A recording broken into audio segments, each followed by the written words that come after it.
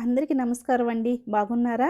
ఈరోజు ఈ వీడియోలో నేను మీకోసం నోటికి కమ్మ కమ్మగా, పుల్ల పుల్లగా, స్పైసీగా ఉండే ఒక రోటి పచ్చడైతే చూపించబోతున్నాను. మీకు కూరలు తిని తిని బోర్ కొట్టినప్పుడు ఈ పచ్చడినైతే ప్రిపేర్ చేసుకోండి. దీని టేస్ట్ అయితే చాలా అంటే చాలా బావుంటుంది. పిల్లలు, పెద్దలు అందరూ కూడా మంచిగా తినొచ్చు. దీని టేస్ట్ అంత అద్భుతంగా ఉంటుందండి. ఇది ఇంకా అంతే కాకుండా చాలా ఈజీగా కూడా ప్రిపేర్ చేసేసుకోవచ్చు. ఇది ఎలా ప్రిపేర్ చేసుకోవాలి, ఏంటి అనేది ప్రాసెస్ మొత్తం ఈ వీడియోలో చూపిస్తాను. వీడియోని ఎక్కడ స్కిప్ చేయకుండా చూడండి. నచ్చితే మీరు కూడా ఒకసారి ట్రై చేసి ఎలా వచ్చిందో కామెంట్ చేయండి. దీనికోసం ముందుగా ఒక చిన్న బౌల్ తీసుకొని, ఇందులో ఒక చిన్న నిమ్మకాయ సైజ్ అంత చింతపండు వేసుకోండి. ఈ చింతపండులో విత్తనాలు, పీసులు అవేమి లేకుండా చూసుకొని వేసుకొని, ఇందులో కొంచెం వాటర్ పోసి ఒక 2 నిమిషాలు పక్కన పెట్టుకోండి. ఇప్పుడు ఈ పచ్చడి కోసం ఒక బీరకాయని తీసుకొని పైనుండే పొట్టు అంతా తీసేసి, దీన్ని చిన్న చిన్న ముక్కలుగా కట్ చేసుకోండి. ఇలా కట్ చేసిన తర్వాత, ఇప్పుడు ఒక మిక్సీ జార్ తీసుకొని, ఇందులోకి ఒక 10 లేదా 12 వరకు ఎండుమిర్చిని సన్నగా కట్ చేసి వేసుకోండి.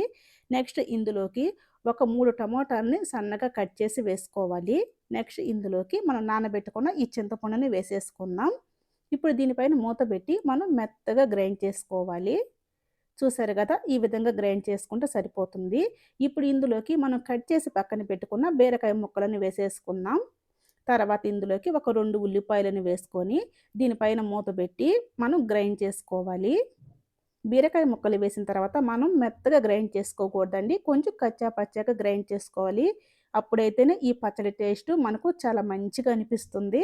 చూసారు గదా! ఇలా చేసిన తర్వాత ఇప్పుడు పచ్చడి మొత్తాన్ని ఒక ప్లేట్‌లో తీసేసుకొని ఇప్పుడు పోపు బెట్టుకోవాలి.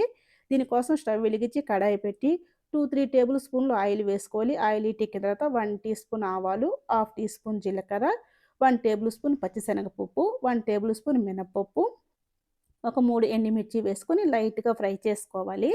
ఇవి ఫ్రై అయిన తర్వాత ఒక 3 వెల్లుల్లి రెబ్బలు కచ్చాపచ్చాగా దంచి వేసుకొని, ఒక 3 రెమ్మల కరివేపాకు, ఇంకా ఫైనల్‌గా చిటికెడు ఇంగ వేసుకోవాలి. ఇంగువ వేసుకోవటం అసలు మర్చిపోవద్దు. ఇది వేసుకుంటే చాలా టేస్టీగా ఉంటుంది.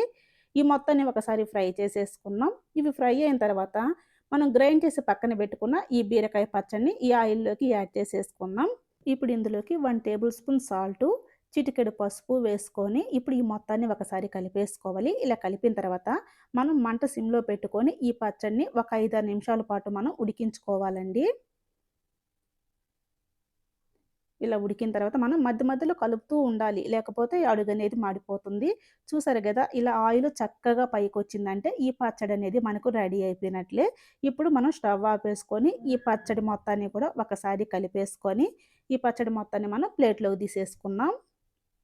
ఇప్పుడు మనం ఒక సర్వింగ్ ప్లేట్ తీసుకొని ఈ పచ్చడి మొత్తాన్ని మనం ఈ ప్లేట్‌లోకి తీసేసుకుందాం.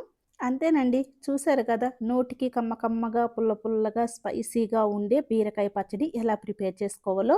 ఇంకెందుకు లేటు మీరు ఒకసారి ఖచ్చితంగా ట్రై చేయండి. దీన్ని పిల్లలు, పెద్దలు అందరూ కూడా చాలా హ్యాపీగా తినొచ్చు. దీని టేస్ట్ అయితే అంత బాగుంటుంది. మీరు ఒకసారి ట్రై చేసి ఎలా వచ్చింది అనేది కూడా కామెంట్ చేయండి. అంతేకాకుండా ఈ వీడియో కనుక మీరు ఫస్ట్ టైమ్ చూస్తున్నట్లయితే ఒక చిన్న లైక్ ఇచ్చేసి మన ఛానల్‌ని సబ్స్క్రైబ్ చేసుకోండి. Thank you.